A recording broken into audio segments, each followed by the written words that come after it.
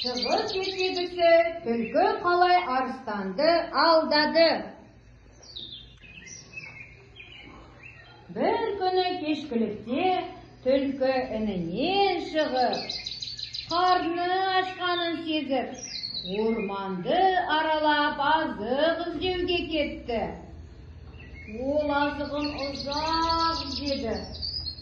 Ұзақ іздеп, шаршап шалдыққанша жейтін ештеңе таппады.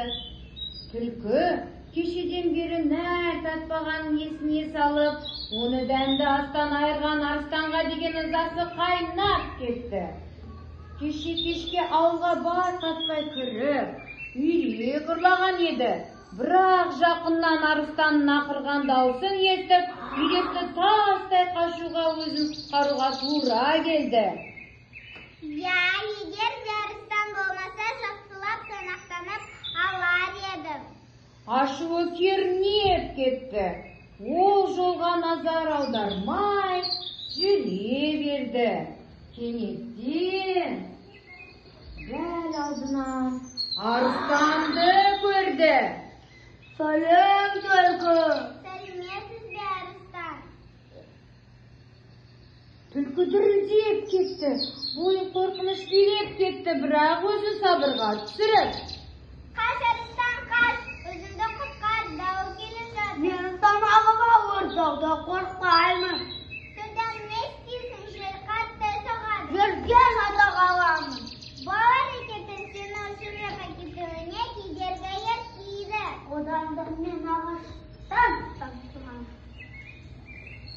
Жел бірнеше күн бойы соғады, сен ағашты ұзыншағаққа тастап тұра алмайсың. Сонда арыстан шынымен қорқып кетті. Одан да олай болса не істеуім керек? Үнімді айтшы. Мен сені ағашқа байлансам да ең күшті дауыс сені айтыта алмайды. Тапқан ақыл. Түлкі арыстанды ағашқа байлай бастады.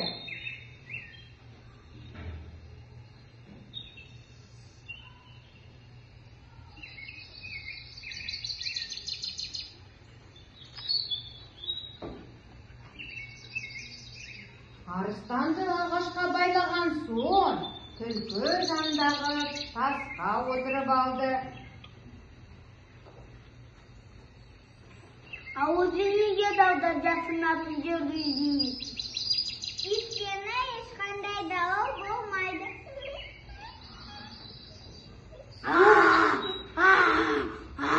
Ақырған арыстанның дауысын естіп, басқа жануарлар жинала бастады. Ағашқа байланған арыстан мен жанында отырған жайбарақат отырған түлкіні көріп, таң қалып,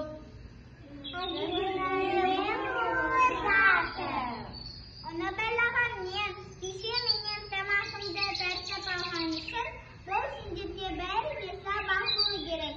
Күшікі әлсізге қиянат жасаудан қорықсын. Түлкі, мен де олай істеймін. Жарайды. Түлкі арыстанды кешіріп, ағаштан босатты.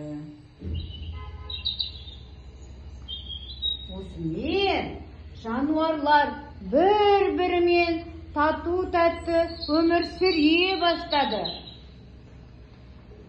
Осымен ертегі аяқталды.